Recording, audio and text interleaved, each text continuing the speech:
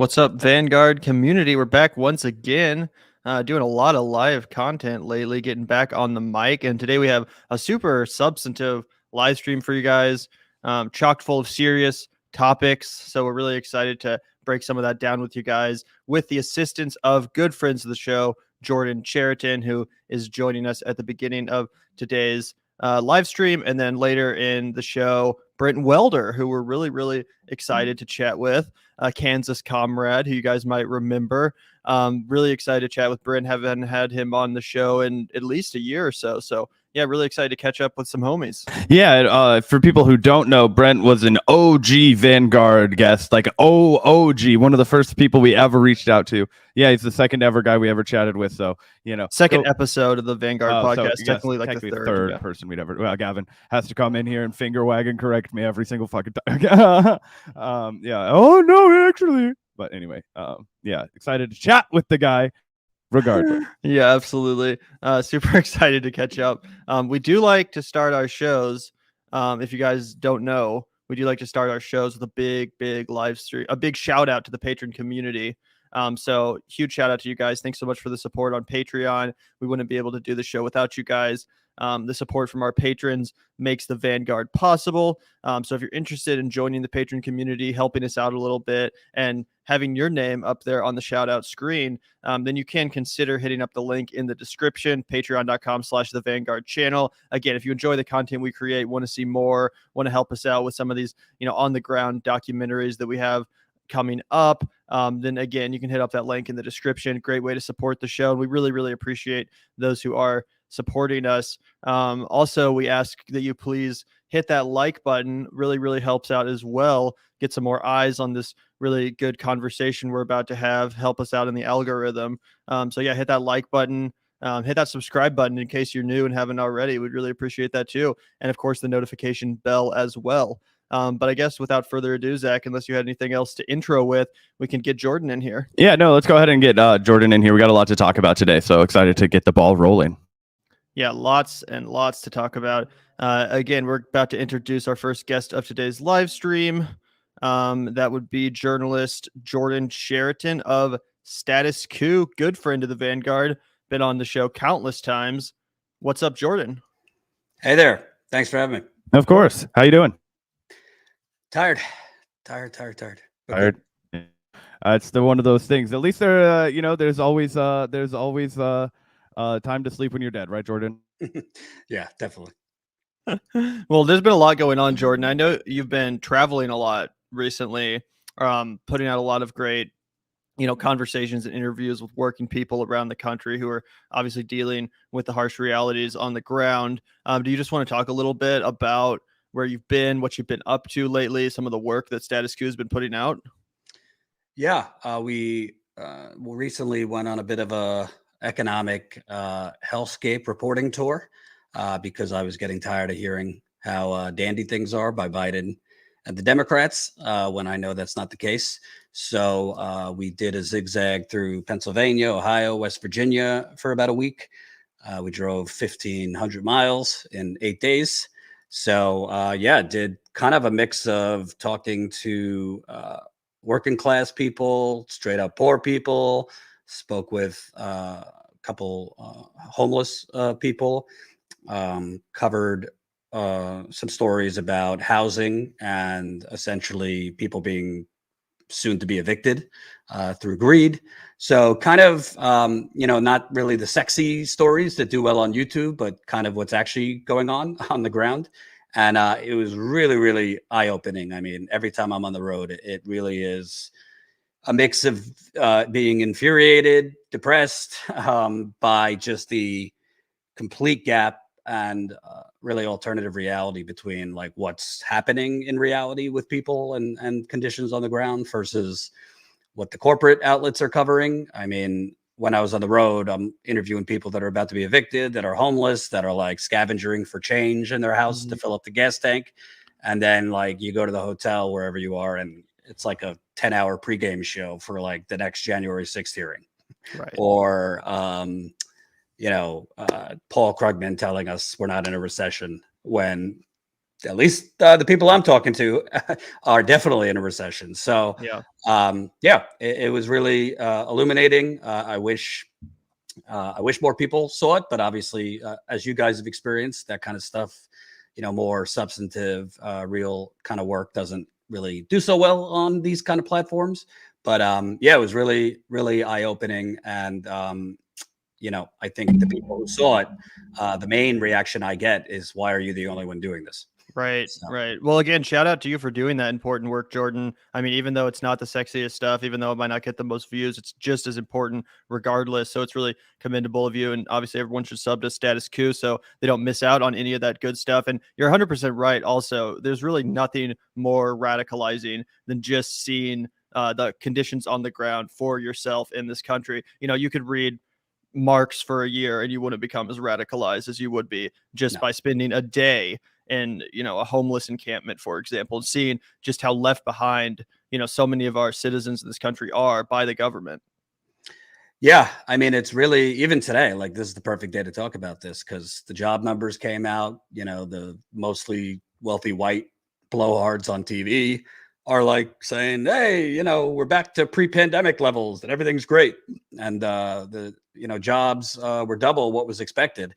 And it's just all bullshit, and it's all theatrics, and they don't really tell you, most of the jobs came back are like, non-living wage, restaurant work, hospitality, people working multiple jobs. It's just the same cycle. We saw it after the financial crash when Obama said things were coming back, and they cite unemployment, which really isn't a true barometer of like the true economic conditions. They cite GDP and the stock market, and they show you some graphs.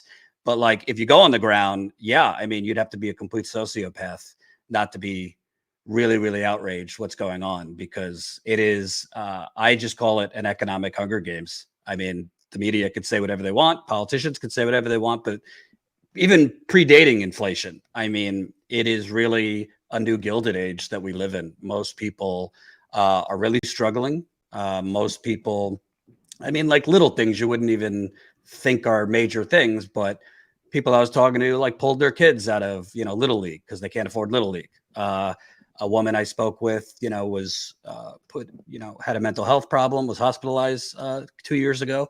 Now she's weaning herself off her medication that she needs for mental health, because she could afford the medication but she can't afford the doctor.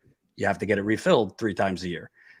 So I said to her, as somebody who's dealt with it myself, like, if you need to stay on that medication, like, let me help you find a way to stay on that medication, but these are the choices people are making. I mean, I interviewed a woman in Altoona, Pennsylvania, who between her and her boyfriend have 6 kids, and she's going to school to be a nurse to better her situation. But just going to school, she can't afford it because she's got to drive 45 minutes there and back.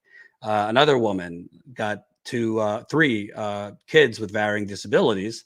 She has to drive her kid from Altoona to Pittsburgh, which is 2 hours once a week. So that's a 4-hour round trip. She's spending $150. I mean, I could go down the list. I spoke with homeless people that, there's this stereotype that these are, kind of lazy or, did something wrong. I mean, Criminal. honestly, right. Some of these people don't really look much different than you or I. They're just working class, middle class. They just got evicted because of rent went up, and they, for whatever reason, can't go to their family or whatever it is. And we were out on the road. I mean, it was like 98 degrees every day, and there's people sleeping on the streets. So it's really a bad situation, and it's a little infuriating sometimes when you're on the road. You almost feel like you're in a twilight zone, because like this, to me, this should be like, what is breaking news? Like, not like, they start the show breaking news, like the latest developments in January 6th. This should be breaking news. Like, in the wealthiest country on earth, you got so many people sleeping on the street. You have people having to ration their medicine, but it's not because, our media is owned by 6 corporations, and the media is essentially just, in my view, glorified public relations for corporate America and politicians. So, I mean, I continue to do this and continue to go on the road and cover these stories. I wish the algorithm was different. I wish there was more solidarity. I appreciate you guys having me on. It's hard to get even independent media sometimes to cover these things, but I'm very, it's very rewarding, at least to see the people that are seeing it. The response is overwhelmingly positive.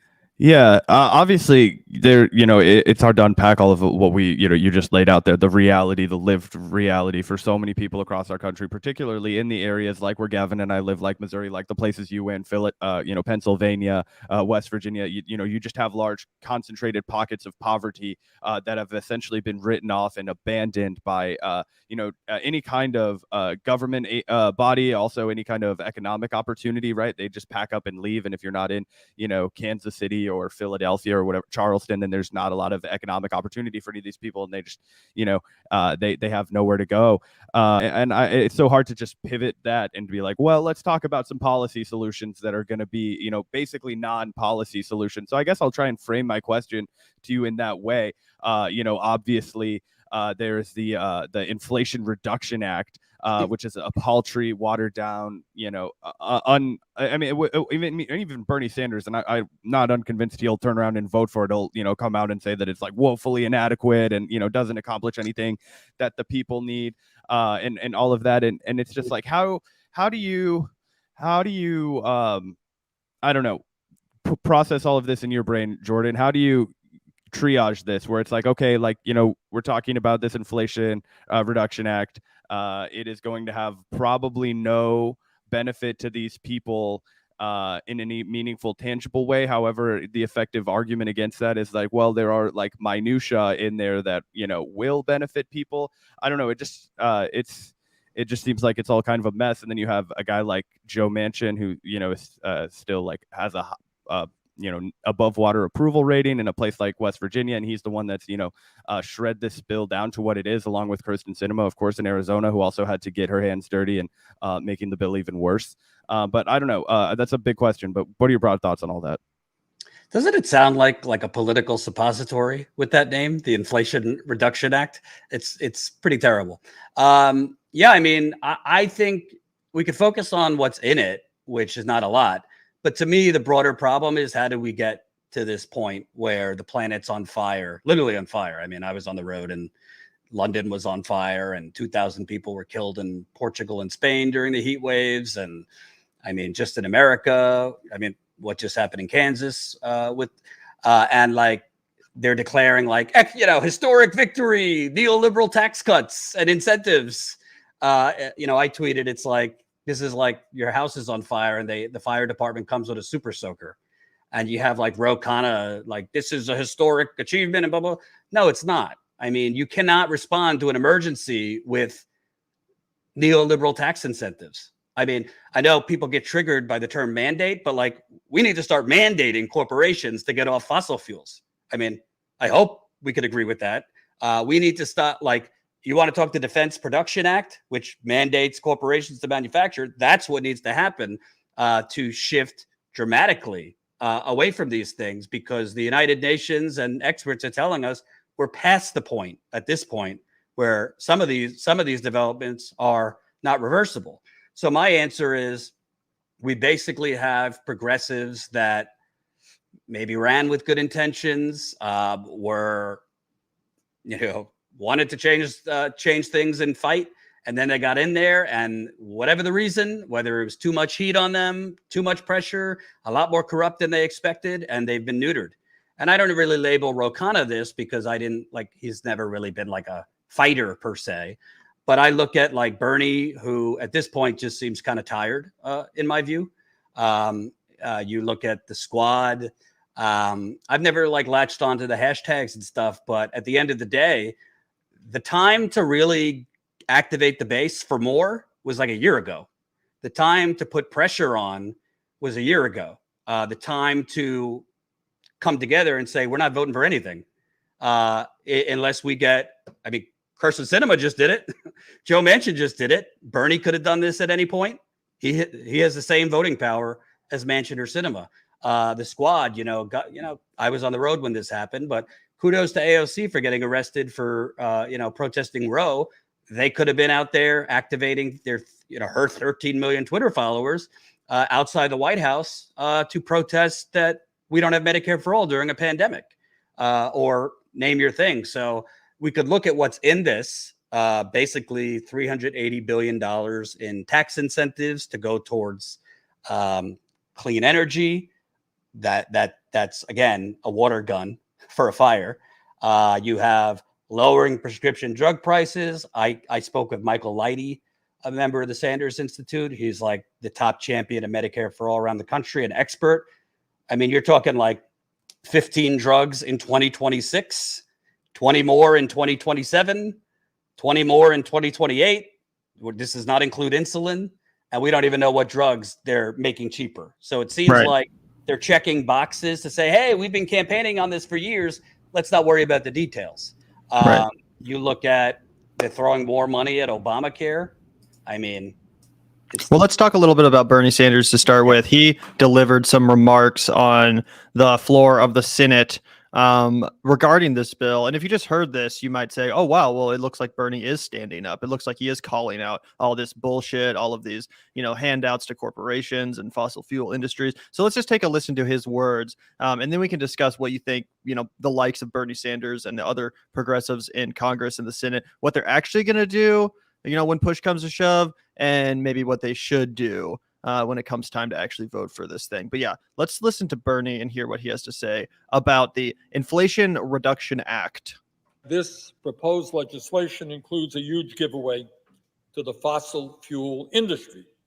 Under this legislation, the fossil fuel industry will receive billions of dollars in new tax breaks and subsidies over the next 10 years, on top of the $15 billion in tax breaks and corporate welfare that they are already receiving.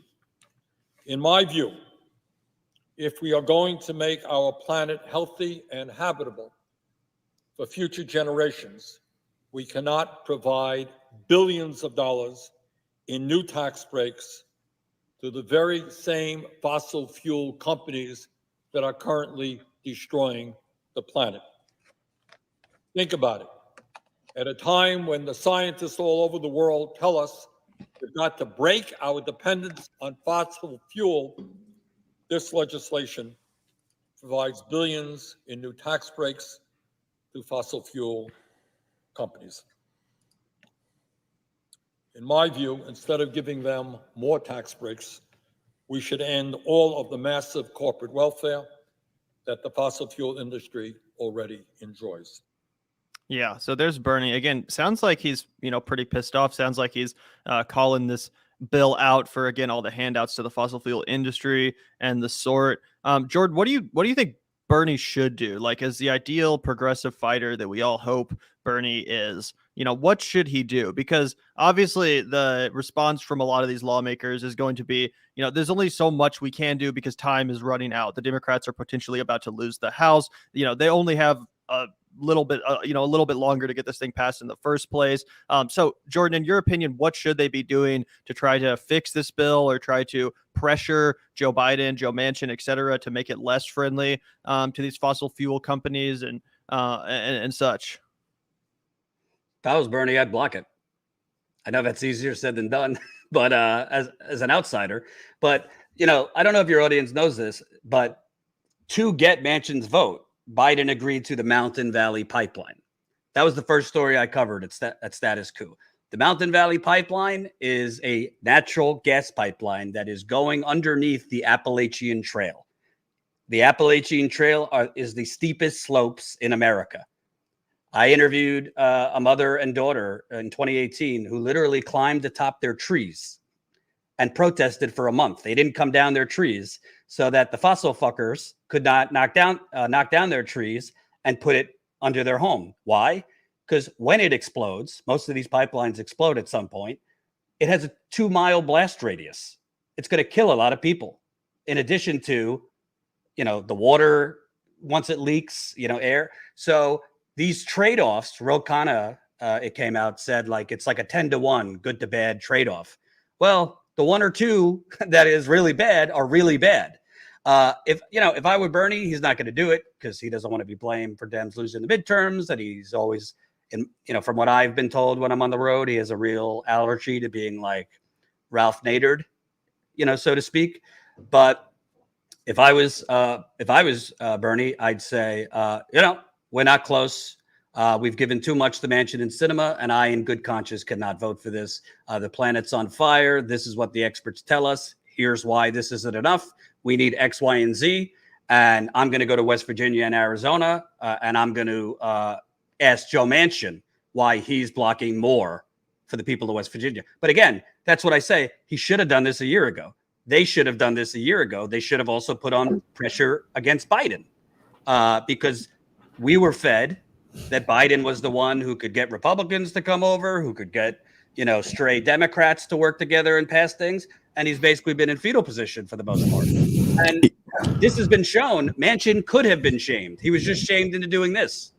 So I think that you should block it because honestly, for example, the CARES Act, which some said was, the biggest redistribution towards the wealthy. I agree with that. But the sky was falling. Millions of people were losing their jobs. And at the very least, it was giving unemployment a check. So at that point, you had a gun to your head. You have to do something. At this point, I don't see anything in here that's so fundamentally like, all right, let's accept it because at least there's this one thing. Tax incentives are not going to save the planet. More money at Obamacare is a joke. And, the other things, a 15% corporate minimum tax. Do any of you think Amazon's going to be paying that? Or Walmart or McDonald's? Of course not. They got an army of accountants. So I think that now is the time to take a stand.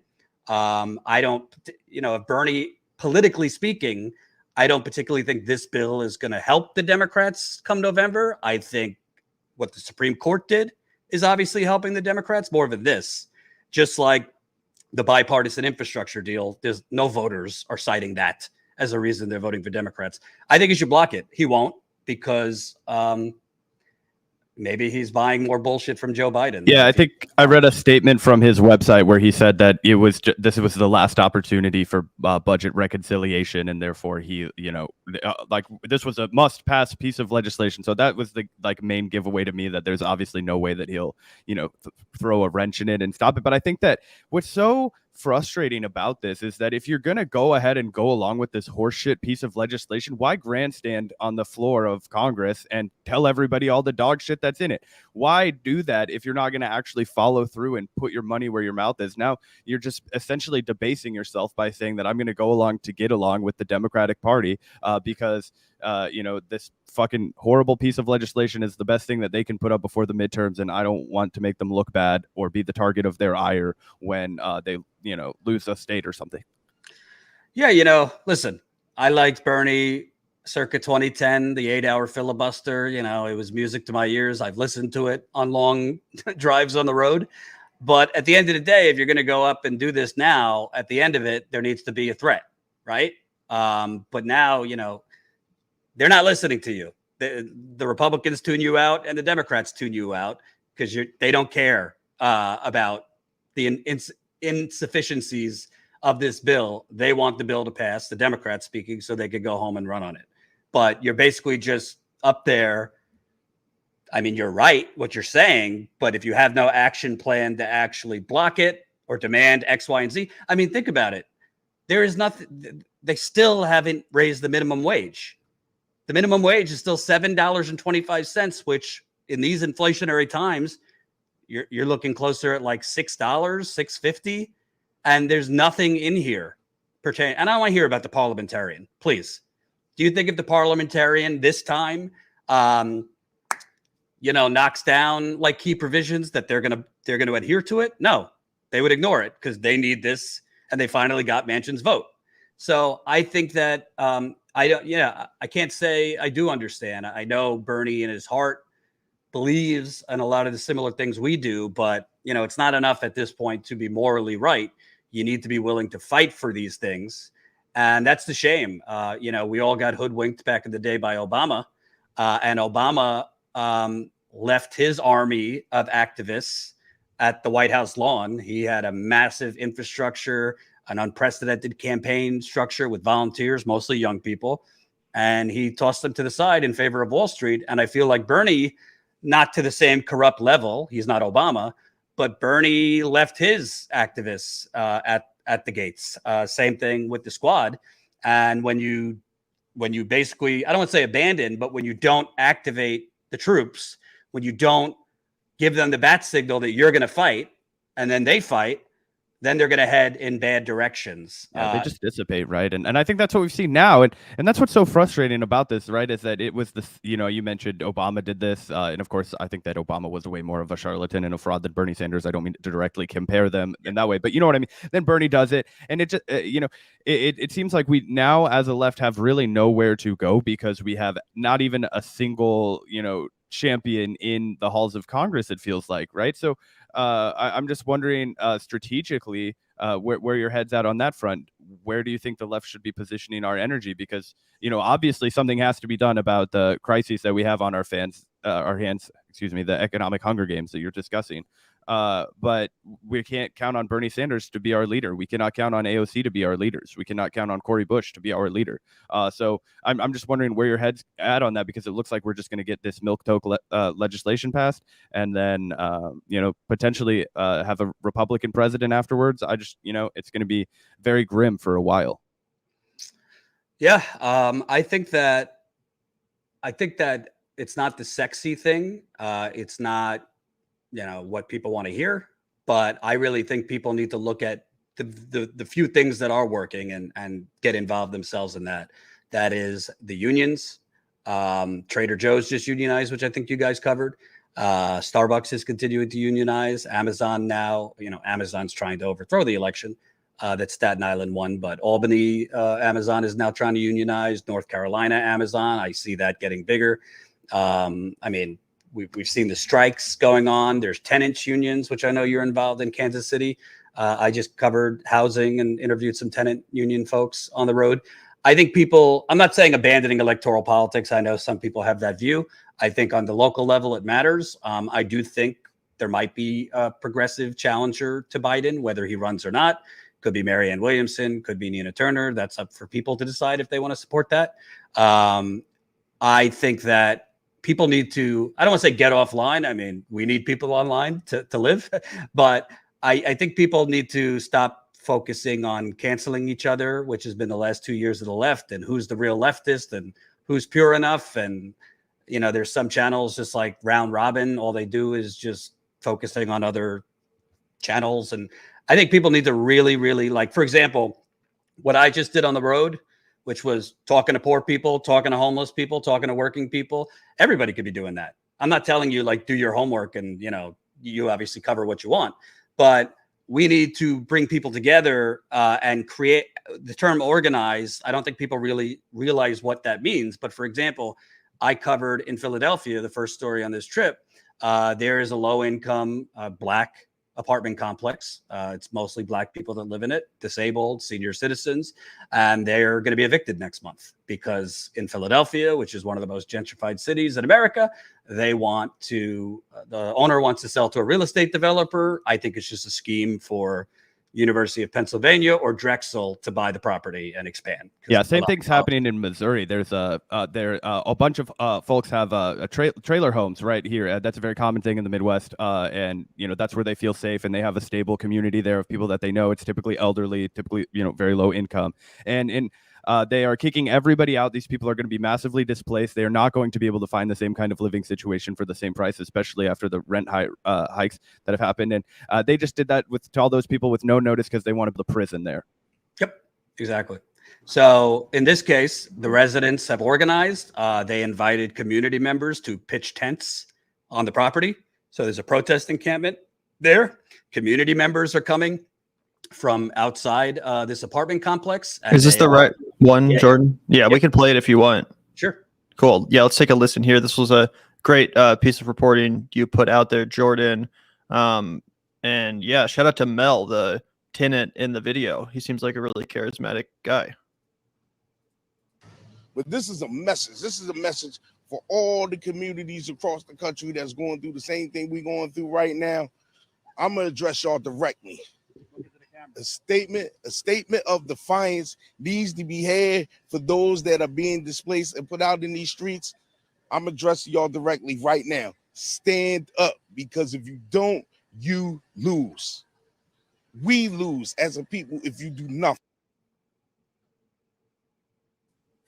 Looks like it might be loading. One sec. Let me reload this really quickly.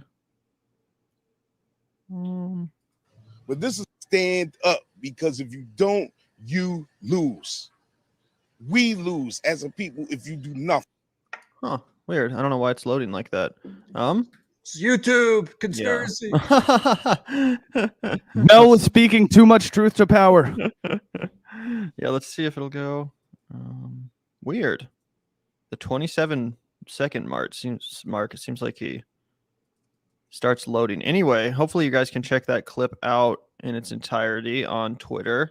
Yeah, we have a whole montage of the whole reporting trip. We lose as a people if you do nothing. So standing up is vitally important. They gave unemployment, a few small checks to everybody else. But for folks like you, a voucher that could barely cover the cost of a bathroom at this point. I mean, how is it that we're the wealthiest country on earth, a democracy, but plenty of money for the wealthy, the corporations, plenty of money for war. But for folks like you who have lived here for 30 years, hey, take this little coupon. Good luck. Yeah, and that's what we're fighting again. This is not, it's bigger than Philly. This is it's a global issue. Housing is a global issue, but in this country, it's a national atrocity that is going unaddressed for far and too long. And people across the country are starting to stand up. And when you have that many people that have been born in a struggle or have lived the struggle for multiple years and multiple decades or what have you, people are going to stand up, because the system works against us already, and people just continue to take from us in the system. Like, no, somebody has to stand their ground. People have to stand their ground, and we are the start of a movement to stand on our ground and fighting for the community that we built. Damn straight. Great answer from Mel there, and obviously great work from you, Jordan. Going to these kind of locations in the first place to talk with these kind of people who, unfortunately, you just don't see interviewed on the mainstream media. When they're doing a story about inflation or housing on, MSNBC or Fox News or something, you're not going to see Mel being interviewed to tell his side of the story, to give his direct message to the people about how they need to stand up. That's not something you're going to find on cable news. But again, shout out to you, Jordan, for actually interviewing people like Mel. I did want to push back just a tiny bit, Jordan, on one thing you said earlier, because while I certainly understand and agree that there's too much kind of cancel culture on the left, too much of people that are just nitpicking each other for the sake of it. I do think that sometimes the kind of dramatic content, the kind of clickbaity stuff, yeah, I understand how it could come off that way. But I do think that it's important for the left to allow itself to be entertaining, right? One of the biggest problems we're up against is that a lot of the left-wing perspective is incredibly depressing, and it causes a lot of people to just straight up tune out because they're so depressed, they feel so hopeless. They're not going to spend their time watching content that's just making them feel even more hopeless. And sometimes what they do need is to have that, I like to say, the pill buried in a piece of cake.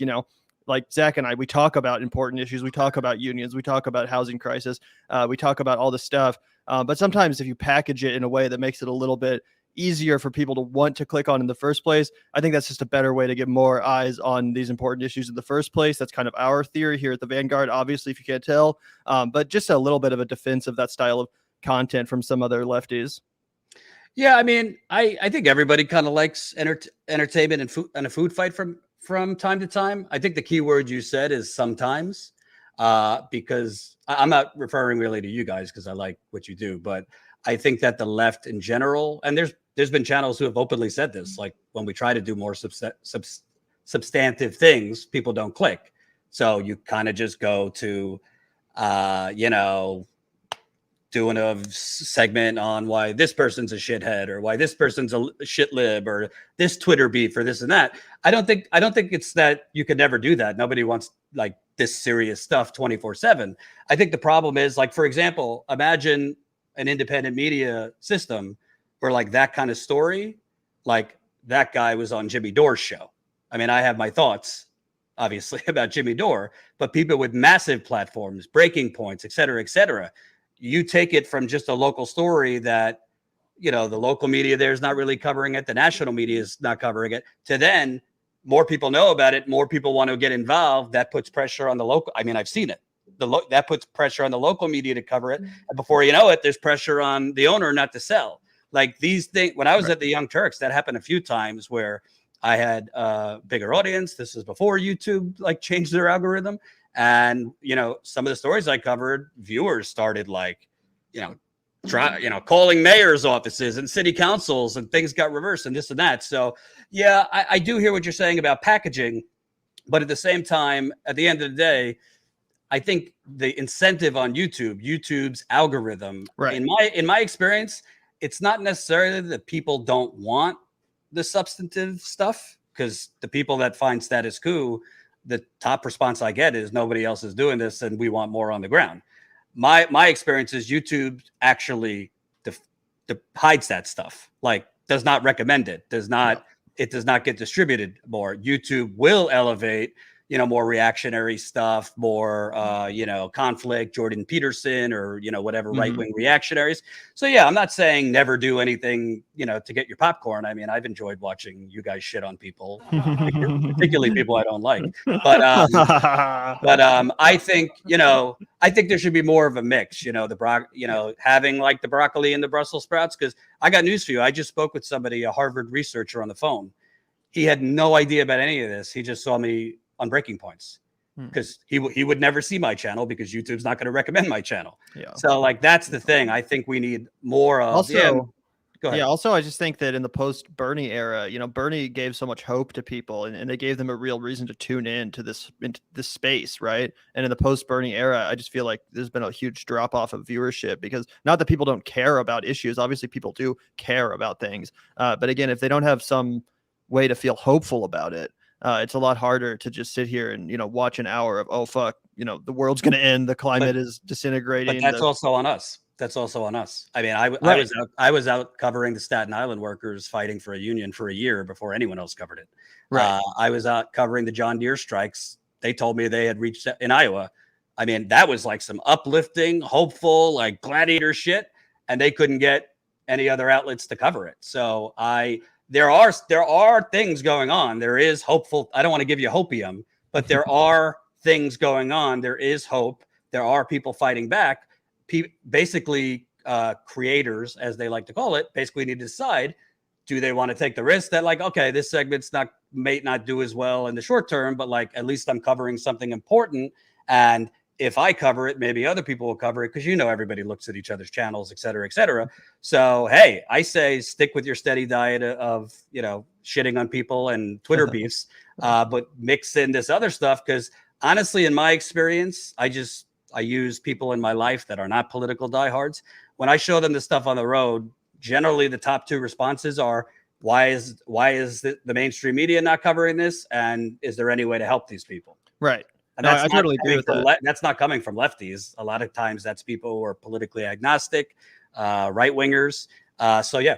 Yeah, no, I 100% agree with that. And again, just as far as our strategy goes, obviously you watch our show, so you know this, but in case anyone doesn't know, we obviously like to lean into clickbaity headlines and dramatic debates and beefs and all that kind of stuff. But we do like to spend at least the first, section of our show talking about real serious issues, talking about developments in the fight for unions, and talking about the housing crisis, or anything that's, really substantive and serious, but might not get as many clicks on its own as a headline. Yeah.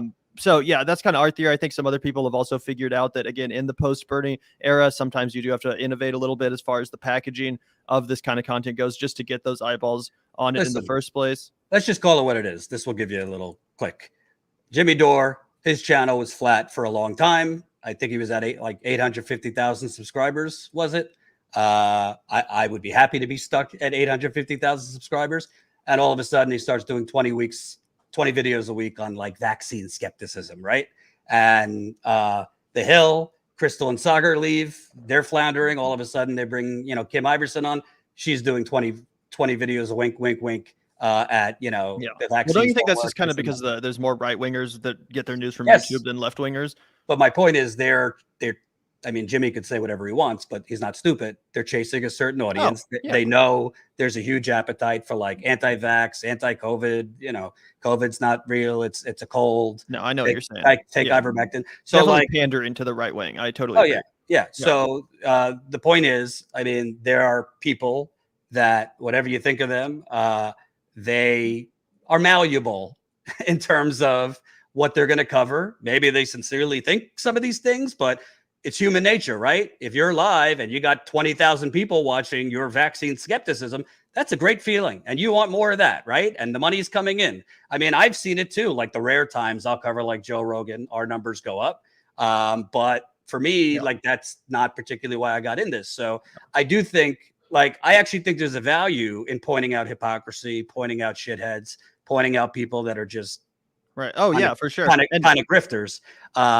I just think, imagine, and if this gets out there, imagine if Jimmy, instead of doing those 25 videos a week on COVID, which a lot of it was bullshit he was putting out there because he's misinformed, uninformed, and does no research. I mean, this was known at the Young Turks. I mean, I'm just keeping it real. But imagine if when the Amazon workers at Staten Island were organizing, if they got on Jimmy's show, as much as I went out there, they would have had a much better shot of unionizing very quickly because he's got a massive audience. And it's not just Jimmy. There's other channels with TYT, bigger audiences, but they use it either to go against the right wing if you're TYT for the most part, or Jimmy, whatever, whatever he's doing these days. So I'm just saying, yeah, you could focus on other YouTube channels. You could focus on bashing 20 videos on why AOC is Lucifer a week, but you could also use your platform. There's tenants fighting back. There's workers trying to organize in unions. There are workers trying to, that are going on strike. Those videos might not get the 200,000 views, but they'll still do well. And hey, if you are catering to a more right-wing audience, introduce them to some actual left populism going on. So that's my thoughts. There's too few channels with big Breaking Point's, to their credit, they cover the strikes, they cover the union drives.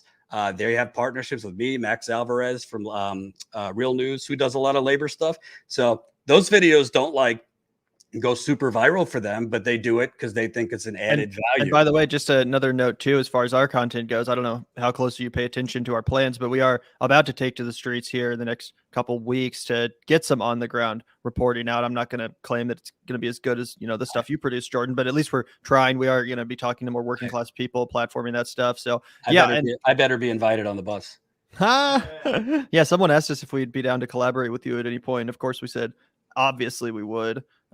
Hugely inspired by your work. And just so you know, Gavin, I hope you're not taking it defensively, because to me, you don't have to go on the ground to there's StreamYard and there's Zoom and there's plenty of people. I'm overloaded with people DMing me and emailing me. Folks that do studio shows, you could just as easily interview the types of folks I interview.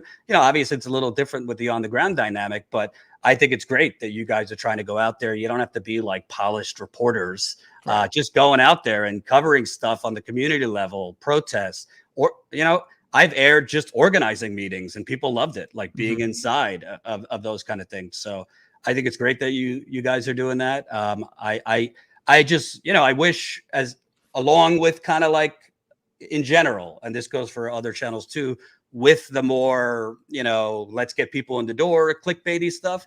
I wish there was also more, kind of exposing that there's a real alternative reality out there, what the corporate media is pushing. And there's a lot of deflated progressives. I mean, I remember, a lot of the times I would go out with covering the Amazon workers or the Starbucks workers or et cetera, they really couldn't get anyone to speak with them when the odds were long, when it wasn't looking good. After they won, all of a sudden people want to speak with them. So to me, I just hope, people are deflated, but look, Amazon workers just beat the biggest union buster on earth in Staten Island. And they did it through a GoFundMe and basically some fucking, some workers who did not have like, experience Just in labor unions. massive persistence. Yeah. Same thing with Starbucks workers. You're seeing it with Trader Joe's.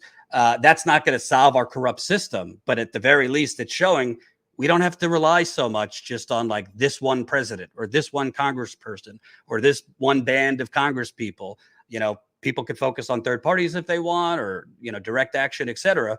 But there is some positive things going on. I hope more shows cover that and more people get involved.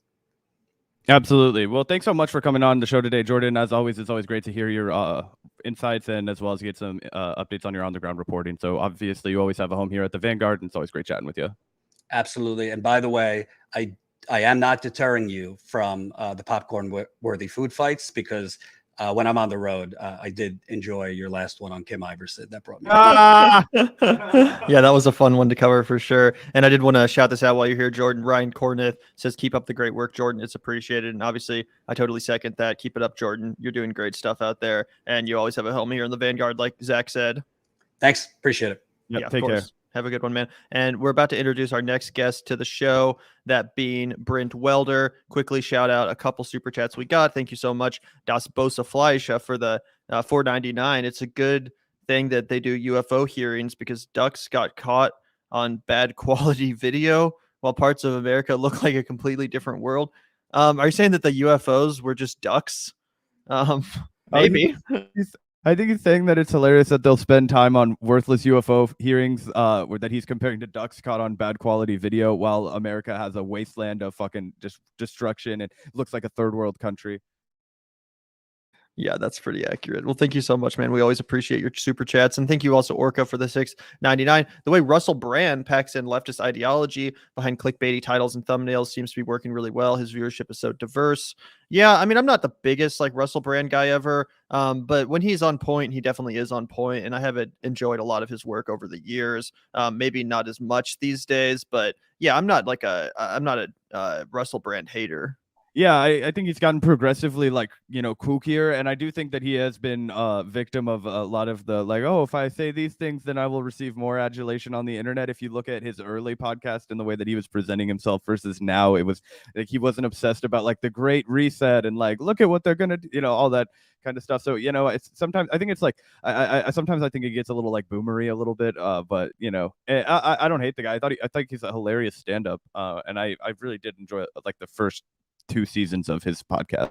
Absolutely. And also thank you, Mari Posa, for the $4.99. Jordan has been doing excellent work for a long time. Thank you all for having him. Yeah, he has been doing great work for a long time. Really missed the days back when he was at TYT, back when TYT was actually like a really great network to watch. Not so much these days, in my humble opinion. But back in the day when Jordan was doing on the ground reporting for them, I really enjoyed that. So, luckily he's still able to do it independently, but I do miss those days. But anyway, thank you so much, Mari Posa. Really appreciate it. And thank you, Mike H, for the $5 too. Jordan has done more for the left than almost anyone else. Doing on the ground work instantly makes him more credible on issues than the most.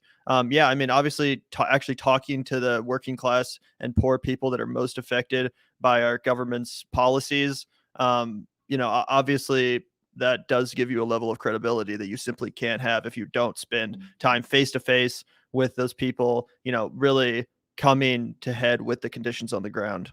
Yeah, absolutely. But with that being said, don't want to keep our guest waiting much longer. Super excited to have Brent Welder back on the podcast. As we mentioned, if you weren't here at the beginning of our show, this man is about as OG of a Vanguard guest as you can get. As Gavin rudely corrected me, he was our third guest, not our second guest. Yeah. Can't wait to chat with Brent again. Big fan of Brent Welder. He actually ran for Kansas' 3rd congressional district in 2018. Sadly, lost to Sharice Davids, who's the current representative and who has basically proven to just be a completely milquetoast corporate Democrat, basically no different than any other. Real shame that Brent wasn't able to get in there. But with all that said, let's get Mr. Welder in the room. What's up, man?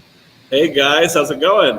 Good. How are you? I was trying to remember if I was the second or third guest. But I'm always so excited when I see all the success you guys have been having and how much you've been catching on. I feel like, even to the extent that I had any little part of that, I'm almost like a proud papa at this point. Oh, Hey man, it did give us a huge boost of confidence. You coming on early, and we had absolutely no listeners, so that was absolutely we thank you for that. So when are you guys going to come do an episode live from my law office over here? You know, we're basically neighbors, so That'd be fun. You guys are welcome anytime. We'd love to do an in-person interview sometimes, Brent. And yeah, absolutely. I mean, I remember seeing you do interviews for your congressional campaign and being so inspired by your message. And we were so small of a channel back then, and it was a big confidence boost to chat with you and engage with you in a conversation. So again, thanks for giving us that credibility at the early stages of our channel. Really appreciated that. And obviously, since we're both from the Kansas City kind of area,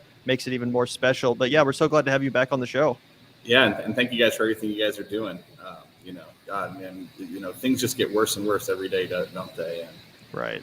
I don't know what it's going to take to turn things around, but got a little bit of good news to discuss though after the ballot measure in Kansas that we can talk about a little bit, I guess, to kick off the show. Brent, well, I imagine that's something that you've been following over the past months. Obviously, on both sides of the Kansas and Missouri border, it was a big issue, either as like a sanctuary state for abortions, or your own home state where people can access abortions. Were you shocked by the result? Were you kind of expecting this? Where was your head at on that? And what are your thoughts? I was completely shocked, and I'll get into a lot of the reasons why. I mean, in general, it's because the whole process was so incredibly rigged against the pro-choice side of this that even with the 20-point landslide that it was, had it been a fair process, it would have been even bigger and in the state of Kansas. And it's just yet another progressive ballot measure that passes overwhelmingly by the people. In a place where establishment Democrats cannot figure out how to even get themselves elected, let alone how to achieve policy victories, and I think it just goes to show again that the people are progressive. When people have an opportunity to actually weigh in and affect change and know that their vote can directly lead to progressive change, they overwhelmingly support it. Not only this vote, but you guys remember the anti-labor so-called right to work vote that was in Missouri the day that I was running in 2018 that went 2-1 pro-labor. There was the $15 minimum wage in 2020 ballot measure when Trump got elected there in Florida that won 2-1 for a $15 minimum wage. And why does it keep happening over and over and over again? Yeah, I think it's wild that at this point it seems that we're dealing with this interesting system where the Republican Party has actually gone too far away from what its own base is. Because I talked to my own father about this the other day, because my dad's a Republican, he's lived in Kansas his whole life, but he voted no on the amendment, which I thought was progress. I was like, all right, well, we're getting somewhere, right? And I think that it just shows that the Republican Party's new maneuvering in this new positioning where they've kind of gone back to their, Gavin and I've been calling it their Christian fascist tendencies, right? Their, the anti-LGBTQ content, the groomer rhetoric, the anti-trans legislation, and, and this with abortion legislation as well, that it kind of doesn't sit well with the Republican base that is actually interested in things like freedom, personal autonomy, more civil libertarian value sets. And then on the other side of that, you have the Democrats who don't quite understand how to do anything about that, right? They see that there are all these single issues where they actually have select elected people that actually believe in anything, do support, $15 minimum wage, and they do support, a person's right to choose, and they do support, legalizing marijuana, whatever it is that Republicans also, by and large, agree with, but they just have no ability to poach voters from them, whereas the Republicans are so good at poaching Democratic voters whenever the winds change at all. So I think that I just wondered if you had any thoughts on that, and if you think that there's a recipe that progressives can do to kind of change that. I mean, obviously Bernie Sanders was massively successful with Republican swing voters. So yeah, and I think everything you just said is true, and I think even beyond that, also the people at their core, are overwhelmingly progressive. They believe in progressive values. I think justice itself leads to progressivism, and you look at these, you look at the numbers coming out of this election. There was, half of the voters were Republican. There was 450,000 Republican voters and only 280,000 Democratic voters. Yet the pro-choice side won with 60% of the vote.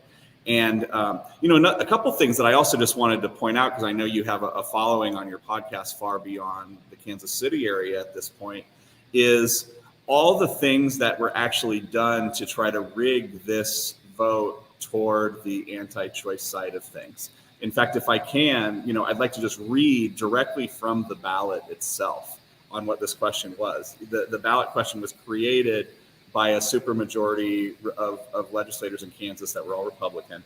And they not only were allowed to write the amendment itself in the most crazy, biased, untrue way, but they also were allowed to write what they called an explanatory statement, which was a 3-paragraph statement, essentially like trying to persuade people to vote for their amendment by using all kinds of misinformation and lies. This is just one paragraph from the actual ballot itself. A vote against the value them both amendment would make no changes to the Constitution of the state of Kansas. Okay, first of all, that's literally entirely untrue. Like, the whole point is they're changing the Constitution. It says, and could restrict the people through their elected state legislators from regulating abortion by leaving in place the recently recognized right to abortion.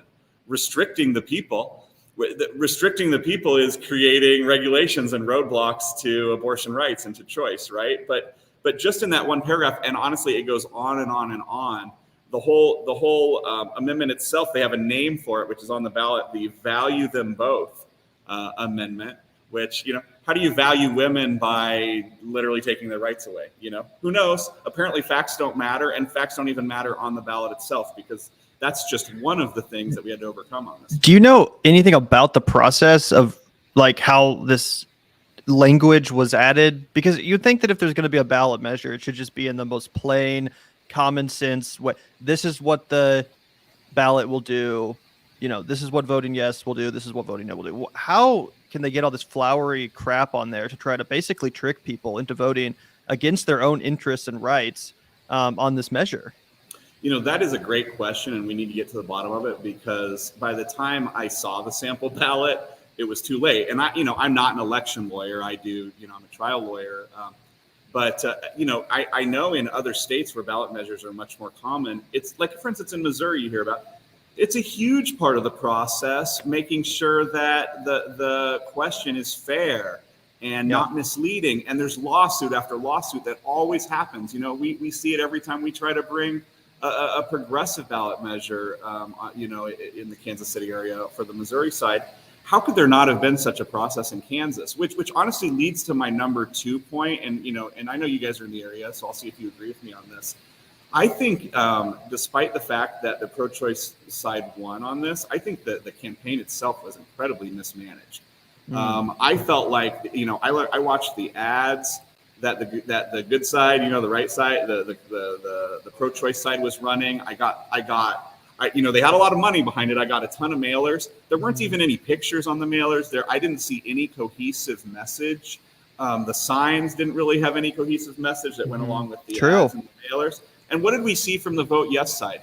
I've spent 20 years working on campaigns, and in addition to myself running, and I've rarely seen a better tactical campaign than the anti-choice side ran in Kansas. I mean, they had the value them both on the actual ballot. What did you see on all the ads? What did you see on all the signs? They ran an incredibly, tactically speaking, an incredibly impressive campaign. The pro-choice side ran, I think, an embarrassing, frankly, campaign. And frankly, that's one of the biggest reasons, in addition to the fact that there was going to be so many more Republicans voting in a primary, that's one of the reasons why I predicted a landslide the other direction. And so, but that's because I was looking at it from a political, tactical standpoint, looking at the ballot. But the one thing that I should have realized the most, so you guys know my wife, or probably know at least of her, and she's a progressive leader here in the area as well.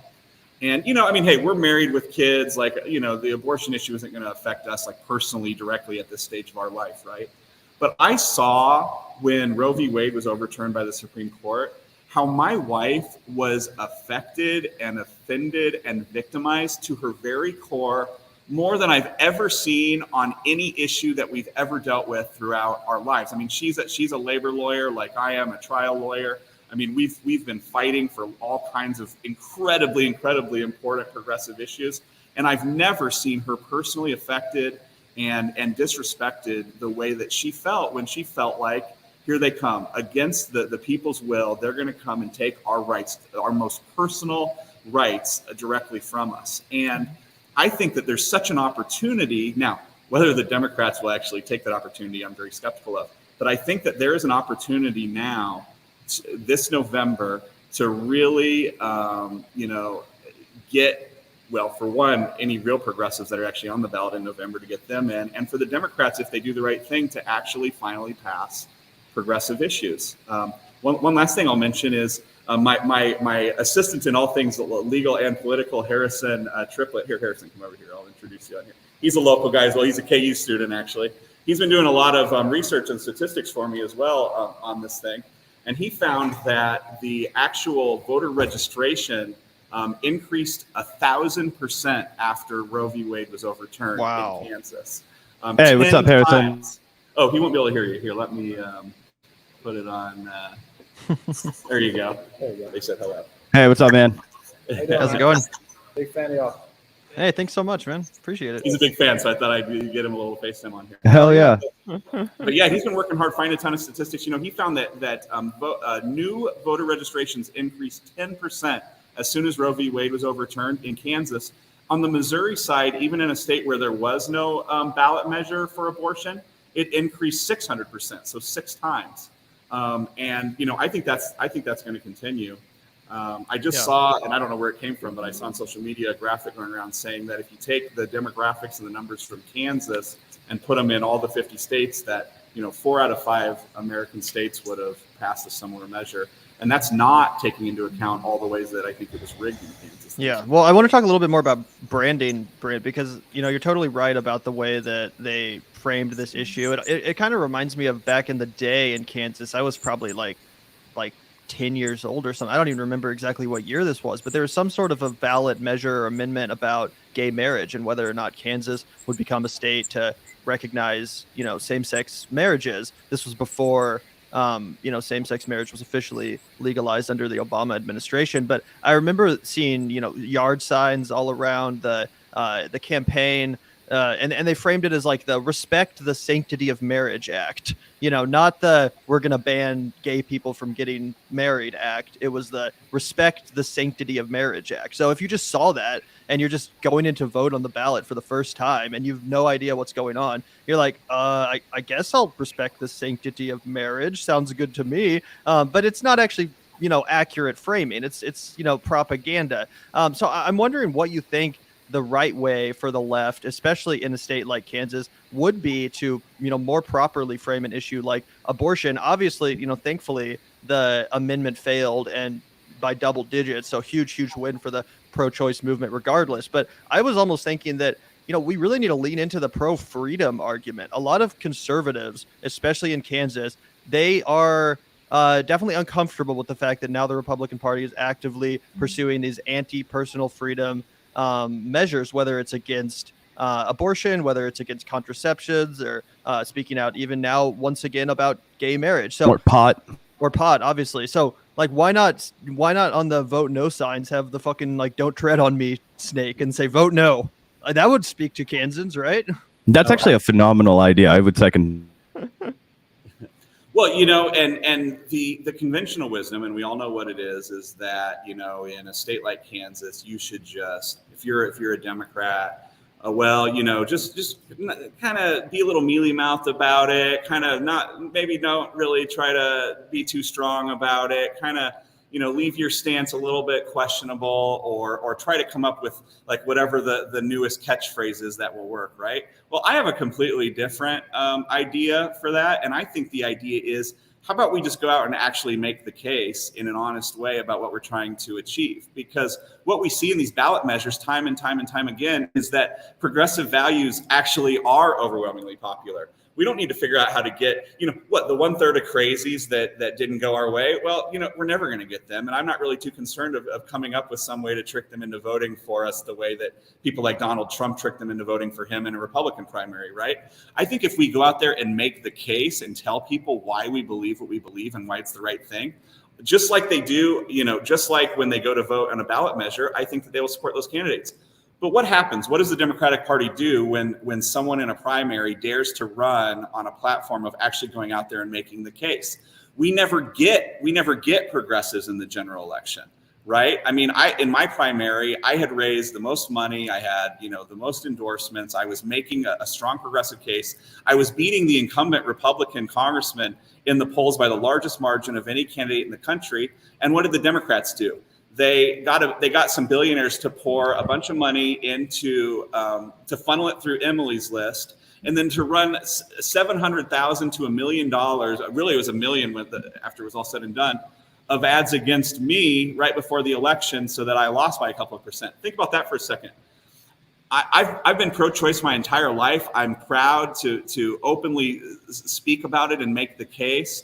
And, Emily's List, as far as I know, put $0 into opposing the abortion amendment in Kansas, but they put $700,000 into opposing me, to be a congressperson to go out and make that case. And instead they support a candidate who, as far as I can tell, won't make a case for anything, right? Yeah. Other than be her own candidacy. And that's another perfect example, Brent. You think your candidacy, right? The fact that was it, Kevin Yoder was still the incumbent, right, when you were running? Kind of not a big presence in Congress, right? I mean, he was just there, and yet, if you went and you made your, unabashed progressive message to these Kansas voters, they were responding really positively. And look, Johnson County is not the reddest of the red when it comes to Kansas, but it is certainly not a blue stronghold, right? I mean, it is. There are a lot of conservative people there, even conservative Democrats, right? And I think that just goes to make the exact case that you were saying. Like, if people actually clearly understand what is being decided. Hey, would it make your life easier if you had a little bit more money in your paycheck? Yeah. Would it make your life easier if you had your health insurance, taken? Oh yeah. And I think that everybody should be able to afford college, don't you? It's like, yeah, or trade school or whatever. Like, of course, man, that sounds like people will just naturally kind of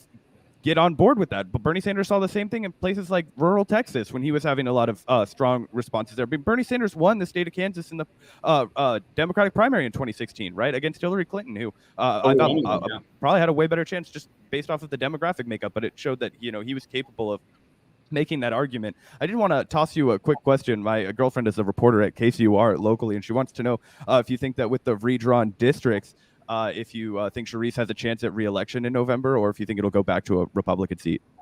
Well, honestly, after the vote the other day, I think even establishment Democrats are going to have trouble screwing up swing districts like this one.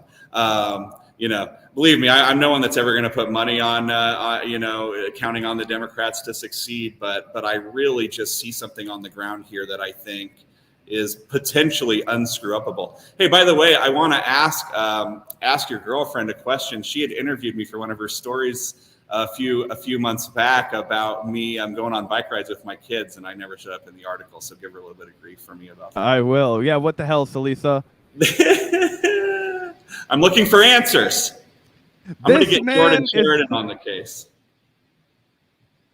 He's a buddy of mine. I was glad to see him on. Yeah, we love Jordan, and yeah, that's glad to hear you. Or that's awesome. But yeah, anyway, so you do think Charisse is probably going to take this just because with the abortion amendment, or with abortion in general being overturned around the country, it's just such an unpopular issue even among conservative voters.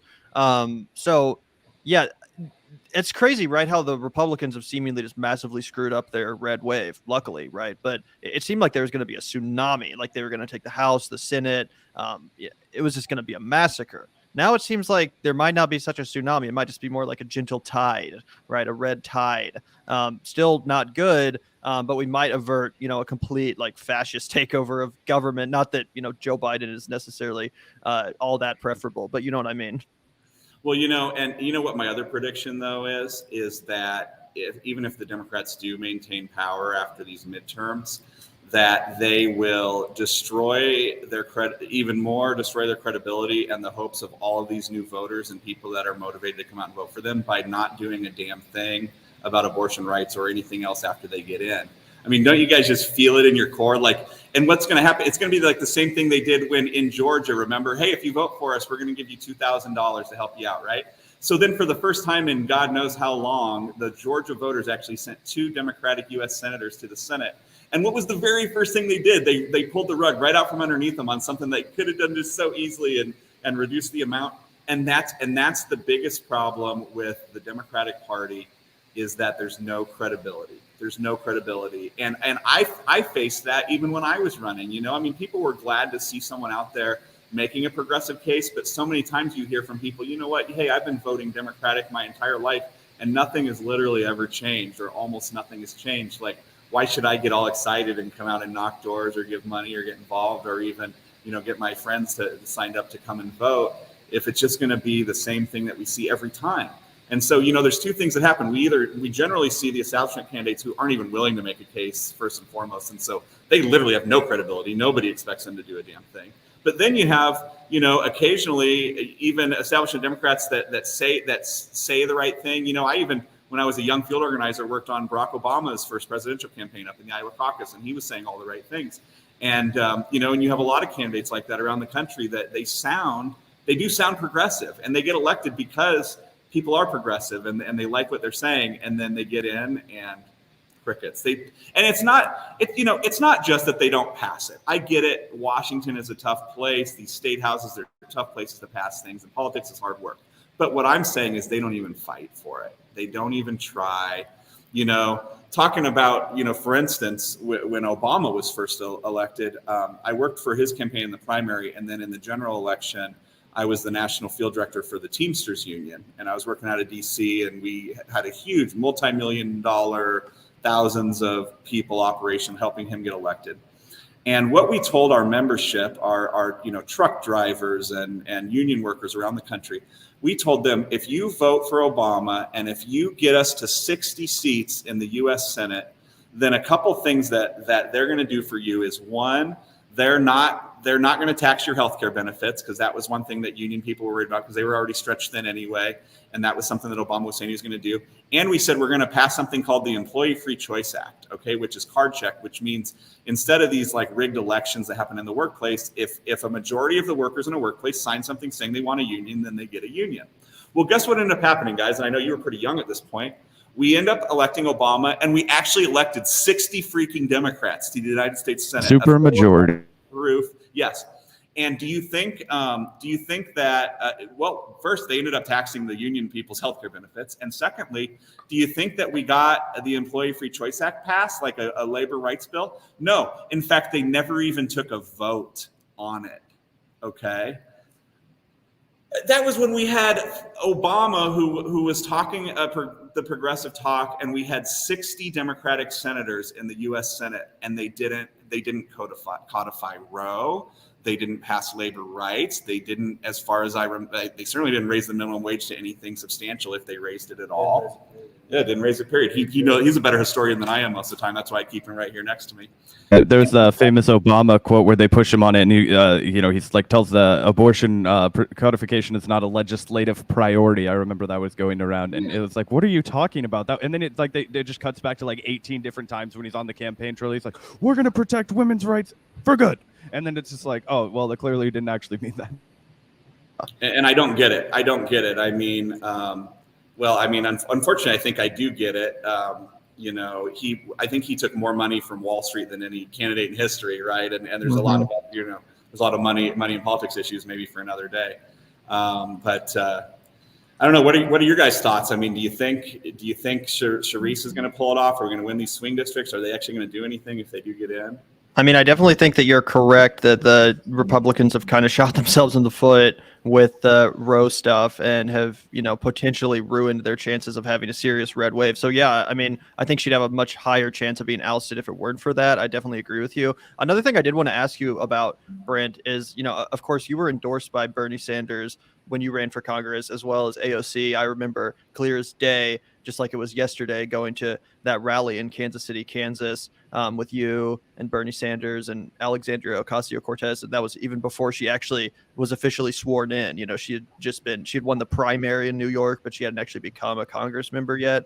And of course, I was massively inspired, super optimistic, and really, really excited to vote for you, which of course I ultimately did. But I am wondering, as we have this conversation about the Democratic Party's failures, are you personally at all disappointed in the likes of Bernie Sanders and AOC in the Biden era? Because it seems like Bernie specifically had this, really accurate analysis of the corruption of the Democratic Party and the reason they were failing voters and opening the door to more, right-wing faux populism and all that stuff. And although he's definitely, been one of the better senators under Biden, I can't help but think that he's kind of given up that resistance.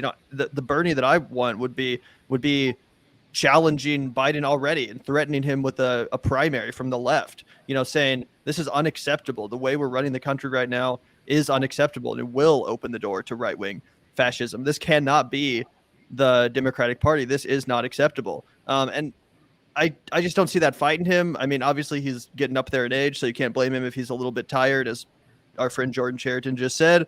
But what do you think they should be doing, if anything, to more seriously resist this, hyper corporate agenda, which is maybe only going to be saved by the fact that the Republicans are that much worse? Well, I would love to see a strong progressive run in the next presidential election, first and foremost, whether it's Bernie Sanders or someone else, that we can rally behind. And I've been asked a lot lately about, what let's be honest is kind of like I think unfortunate rift that's growing within the progressive community, kind of between people that are disappointed with the way that the progressive side of Congress is acting. I don't really myself spend a lot of time worrying about that kind of thing one way or the other, because here's the thing. If we ever get to a point where we're actually electing progressives in populist districts and in what are seen as kind of swing districts around the country, and then we can actually I think get a contingent of progressives in Congress that really yes, we always have the bully pulpit and we can go on shows and make the case and that kind of thing. But I think if we can figure out a way to start getting progressives in swing districts and in other districts outside of Vermont, outside of the middle of New York City, then I have no doubt that the progressives that are currently there will be fully on board with the progressive agenda, and maybe even will feel a little bit more empowered and emboldened to do the things that it takes. But I'll tell you, these districts, like the one where I ran in, when a progressive, and we have James Thompson also in Kansas. We have we had Cara Eastman up in Omaha that were running for real progressives, running in swing districts, and those are the places where the establishment and Wall Street fight us the hardest. And when you look at the statistics, that's where they're spending the most money, special interest money, against progressives. Why does Wall Street need to put in $1 million against a candidate in a primary in Kansas, a 10-way Democratic primary or whatever it was at the time? There's only one reason, and that's because they don't. They're afraid that once you get a crack in the dam, that the whole dam is going to go. And I think once we can get 2 or 3, even one, progressive in an actual swing district to prove to the country exactly the same thing that Kansas just proved to the country on an issue level. When we show them that the candidates that actually support these popular issues also are the right ones to represent people in these swing districts, I think that there isn't going to be any need for any kind of rift within the progressive side. Interesting. Well, yeah, I mean, I definitely wish they were fighting a little bit harder myself, but I can certainly see where you're coming from there, Brent. Is there anything else we wanted to ask Brent about, Zach? Yeah, well, one, I just wanted to kind of get a pulse on what you're up to, man. What do you, now that we've, election season's obviously coming up, as far as I know, you're not back in the arena. But what are you paying attention to? What's going on in Kansas City? Do you have anything to plug or shout out to the audience before we wrap for the day? Yeah, I'm not. I don't have any plans to run for anything. My wife was considering running for Attorney General in Kansas last time around, and made a tough decision. Decided not to go that direction. But right now, we're running a trial law firm in Kansas City. We do catastrophic injury and wrongful death litigation. We also do bad faith litigation, which is suing insurance companies when they screw over the little guy, when they deny claims, that kind of thing. So we're taking on corporate America in our own way. I have to say, for somebody, it's very therapeutic for me to be able to go to the office every day and fight corporate executives and corporate lawyers on behalf of regular people. And it's just with everything going on in the world around us, it's kind of nice to have that outlet. Yeah, absolutely, Brent. You're the one exception to all those horrible jokes about lawyers. Well, you. Well, thank you. I really appreciate it. Well, thanks so much for coming on and chatting with us today, and thanks so much for bringing on a guest appearance as well. Harrison, is that your name? Yep. Yeah. Well, nice to meet you, Harrison. Thanks so much for coming on the show. Yeah, if you want to say a few words, Harrison, introduce yourself or anything, feel free. Well, I don't really have too much of a resume quite yet to be, introduce myself to anything quite yet. Neither do I. Our resume is the band. I mean, yeah, these are just conversations Brent and I have all the time here, and the other 10% of the time I'm actually doing stuff to help the law firm. But I mean, tell them about that ad about the kicker for the Chiefs on the election. Oh yeah, so yeah, we were talking about that before. It was just how Harrison Butker was putting out ads that were in support of the Vote Yes campaign, and how we just didn't really, there wasn't really any counter on the other side for that, and where we were trying to think what else could have been done wrong for the vote no. There just was nothing else they could have done apparently to help out. But the main thing we were talking about was that I think the main reason they won, despite such a terrible campaign they ran, was that the main focus was issue versus issue instead of party versus party. And that's where I think so many of the right policies are going to be implemented, is when you focus on the issue. And as Brent said, you make the arguments that need to be made and be straight up and not, try and do any word salad. Just be straight blunt with whatever it is, whether it's minimum wage, whether it's Medicare for all, Green New Deal. If you focus on the issue and not scare people by going on party versus party rants, then that's where you're going to get things done. I just always like to tell the story of the first time I actually ended up voting was just last year. And I remember the lady next to me asked one of the election workers, where does it say Democrat or Republican on here?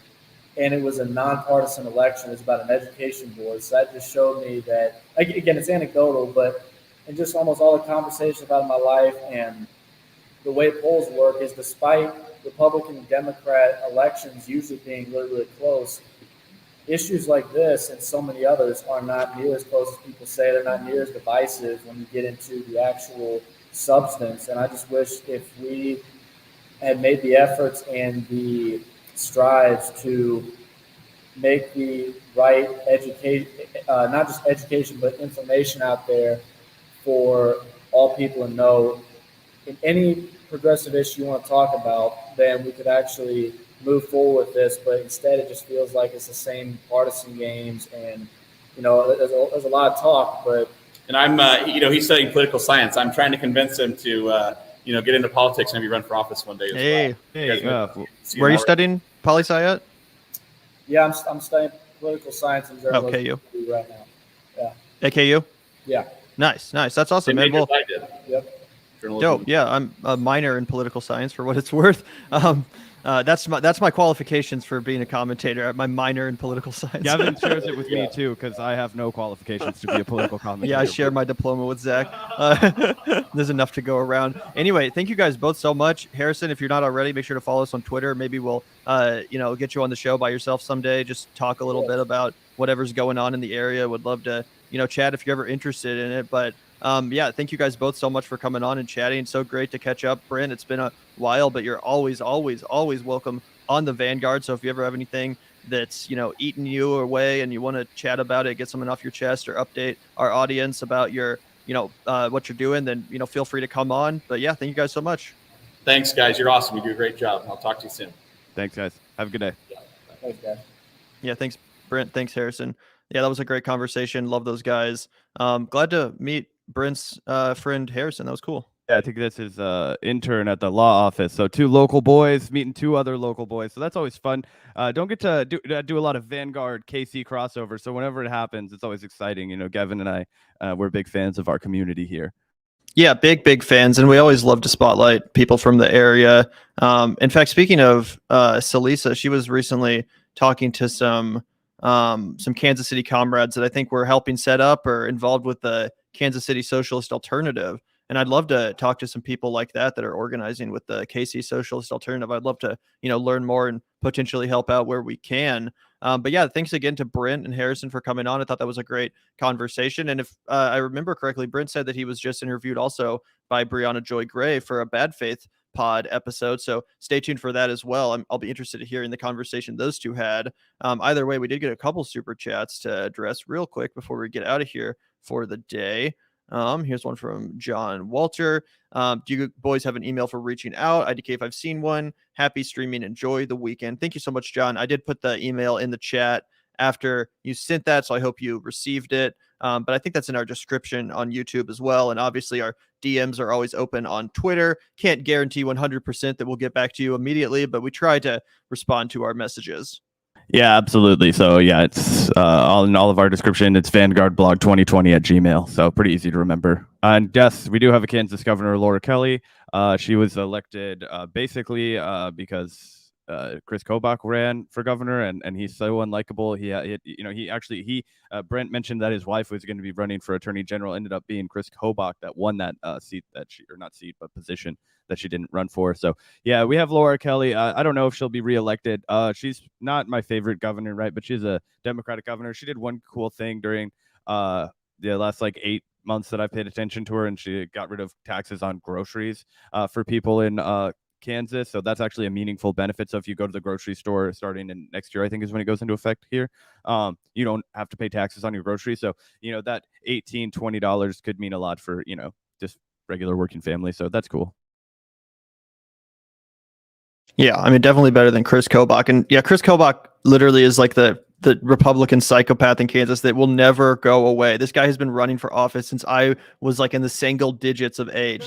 When I was fucking 7 years old, there was Chris Kobach signs in my neighborhood. And I've always remembered his name. I didn't realize how fucking insane he was at the time. But yeah, he keeps coming back. He ran for governor. Now he's running for attorney general. He's always running for something. I think for a while he was actually he was Secretary of State. That was his big position. State in Kansas. Because I remember one time my sister had to go up to the Kansas Capitol to get a visa or something like that. She was traveling abroad and she had to go there for some reason. And it was the office of Chris Kobach. He was the Secretary of State at the time. Anyway, dude never goes away. He's always running for something. He's just a constant fucking scourge on our state or our former state. We technically live in Missouri now, but still kind of consider Kansas home. Anyway, thank you so much, Mike. Really appreciate the $2. Thank you also, Sean, for the $4.99. Brent is a truth speaker. Ask him about the abortion Kansas vote. Well, Sean, I don't know if you tuned in right at the last minute, but that is what the majority of the conversation was about. So if you didn't catch it, just rewind and you can hear out because we talk a lot about that. Yeah, absolutely. That's the bulk of our conversation. So check that out. Just hit the rewind button and you'll be in for a surprise. Absolutely. And thank you also, Boeing 757 pilot. Thank you so much for the $10. It's a fantasy that more progressives equal more fight. They've had plenty of opportunity to fight at current numbers, but haven't. One is either a fighter or not. Numbers don't make much difference. I mean, yeah, Boeing, I do happen to agree with that. I think that, it's, not to disagree with Brent, but I do think that, we got to work with what we have now. We can't count on there being a wave of progressives elected over the next 50 years or whatever. I think that there's already a sizable amount of progressives that if they really wanted to, absolutely could use their leverage, and they're just choosing not to. So yeah, I think it's better to pressure the ones we already have in there than hope that we elect 60 or 70 more. That's a little bit of a fantasy. So yeah, I do agree more with you, Boeing, although I understand where Brent was coming from. Yeah, and I think that honestly, the thing that we kind of ironed out that I think is going to be the best path forward for the left is, guys, I think we need to get our asses together and fucking get some more ballot initiatives on the ballot for people to just direct vote on. I think that, we need to seize on our ability to do that and say, hey, what got us legal weed in the states that have it? What protected our abortion rights in the states that have them, right?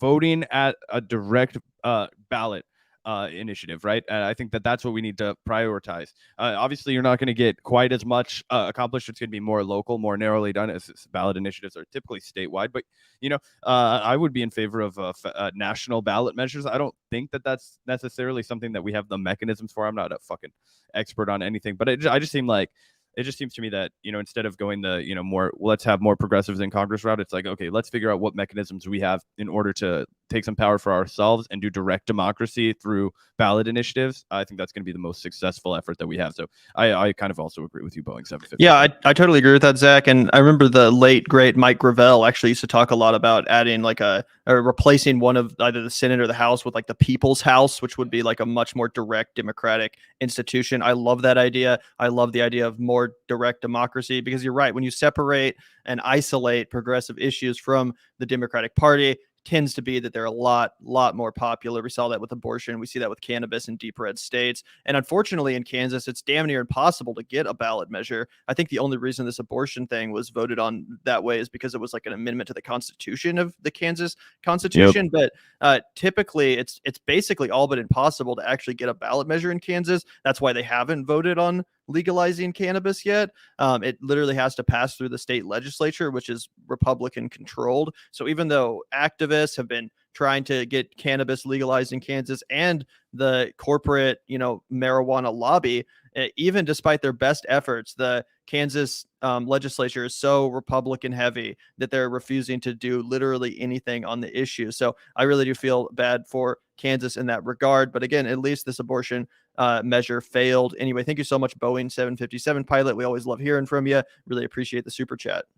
Yeah, absolutely. And with that, I think it's time for us to go ahead and sign the fuck off for today, guys. It was a great show. Chatted with two homies of ours, three actually. Now we had Harrison on, Harrison the intern from Brent's law office. So yeah, chatted with everybody. It was a great show today. Hit that like and subscribe button, notification bell for when we go live again. Don't know if we'll be live tomorrow. Might take the day off, might be live. We'll see. Depends on what goes down in the world of the internet. But appreciate all of you patrons for supporting us. You make the wheels on our van go round. Yeah, absolutely. Thank you so much to the patron community. You guys know what's up. The link's in the description. As always, if you're interested in joining our patron community and supporting the show and the work that we do, hit up that link in the description.